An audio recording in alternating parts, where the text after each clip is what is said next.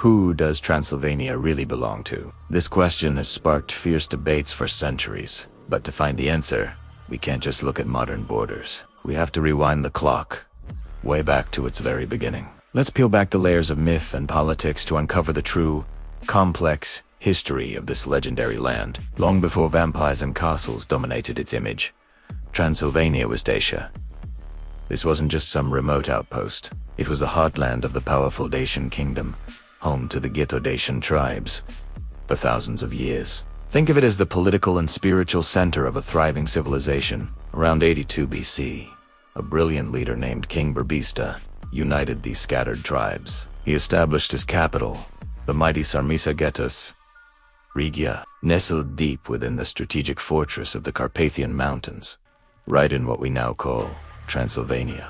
This wasn't a collection of mud huts. Sarmisagetus was a sophisticated complex of fortifications and sacred sites. It was the command center for a kingdom that controlled vital trade routes and rich natural resources, proving that a complex, indigenous society flourished here long before any foreign power set foot in the region. But a powerful kingdom on its border made the Roman Empire very nervous. By the end of the 1st century AD, the Dacian state, now led by the legendary King Decebalus, was seen as a major threat to Rome's dominance. This rivalry came to a dramatic end in 106 AD. Emperor Trajan, after 2 brutal wars, finally conquered Dacia. The heartland of Transylvania was transformed into the Roman province of Dacia Felix, which translates to Happy Dacia.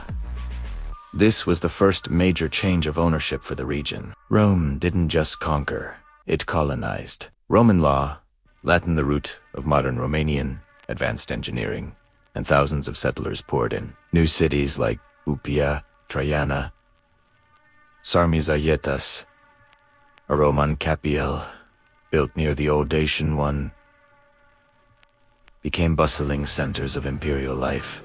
But let's be clear, Rome's primary interest wasn't the happiness of the locals. It was the gold. The Dacian mountains were rich in precious metals, and the Romans exploited these resources intensely. However, holding this frontier province was costly. By 271 AD, facing internal pressures and constant threats from migrating tribes, the Roman Empire officially withdrew its legions and administration. But they left something permanent behind: a Greco-Roman population, a people who had blended their own culture with the language and customs of Rome. What happened after the Romans left? Chaos. Transylvania entered what historians call the migration period. For the next 600 years, it didn't truly belong to any single, stable power. Instead, it became a highway for migrating peoples sweeping across Europe. The Goths, the Gepids, the infamous Huns under Attila, the Avars, and later, the Slavs all passed through, and some tried to establish control for a time. It was a turbulent, violent era. So, did the original Greco-Roman population just disappear? Absolutely not. While cities declined, the people retreated into the secluded, defensible valleys of the Carpathian Mountains. They held on to their Latin-based language and Christian faith, adapting and surviving. This is a crucial point in the debate. This period of survival and isolation allowed a distinct Romanian identity to form. By the 9th and 10th centuries, as the waves of migration slowed, these communities began to organize themselves. They formed small local political structures known as voivodeships, ruled by leaders, or early chronicles mention figures like Gilu Glad and many more, local rulers who were governing their territories when a new power arrived from the east. That new power was the Hungarians, arriving in the Carpathian Basin in the late 9th century. They began to consolidate their power and expand. Starting in the 10th century, the newly formed Kingdom of Hungary began the gradual, centuries-long process of conquering and integrating Transylvania into its realm. This wasn't a single battle, but a slow push eastward, establishing military and administrative control. For the next several hundred years, Transylvania would be administered as a voivodeship, an autonomous province within the Kingdom of Hungary. It had its own distinct legal and social structure. During this time, the Hungarian crown also initiated a clever policy to strengthen the region. They invited German colonists, who would become known as the Transylvanian Saxons, to settle the area. These Saxons were skilled craftsmen and farmers. They built fortified churches and beautiful cities like Sibiu, Brazov, and Saisoara, boosting the economy and, crucially, helping to defend the kingdom's southern and eastern borders. This created the unique, multi-ethnic society that would define Transylvania for centuries, a complex mix of Romanians, Hungarians, and Germans living side by side. This long period of Hungarian rule faced a cataclysmic event in 1526. The Battle of Mohács. The Hungarian army was crushed by the invading forces of the Ottoman Empire. The kingdom fractured, and its central authority collapsed. This power vacuum allowed Transylvania to enter a new, fascinating chapter in its history. It became the semi-independent Principality of Transylvania. While it was now officially a vassal state of the powerful Ottoman Empire, meaning it paid tribute to the Sultanate, maintained a remarkable degree of self. The local nobility elected their own prince and managed their internal affairs. For about 150 years, the princes of Transylvania became masters of diplomacy, skillfully playing the Ottomans to the east against the rising Habsburg monarchy to the west. This era is often called Transylvania's Golden Age. It was a time of relative political stability and, perhaps most famously, remarkable religious tolerance.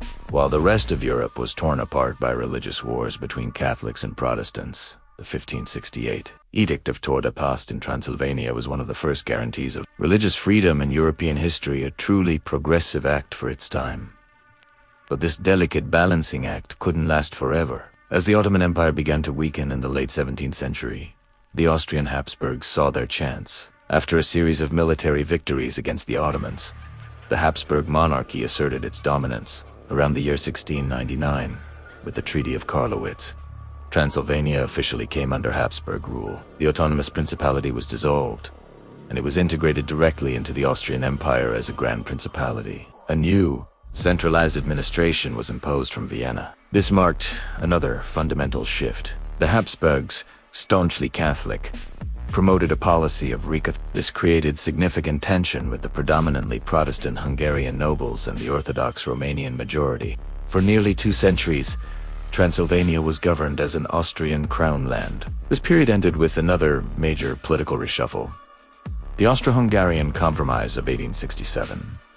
The Habsburg Empire was restructured into the dual monarchy of Austria. As part of this deal, Transylvania lost its separate status and was fully incorporated into the Hungarian part of the empire, a move that was deeply resented by the Romanian population, who now made up the majority in the region. So, where does this leave us? From its origins as the heart of ancient Dacia, to its conquest by Rome, from surviving the chaos of the migration period to being integrated into the Kingdom of Hungary. From its golden age as an autonomous principality caught between empires, to being ruled by the Habsburgs of Austria and later incorporated back into Hungary. Transylvania's history is one of constant, relentless change. Its borders have been redrawn, and its ownership has shifted more times than we can count. But through it all, one thing has remained constant.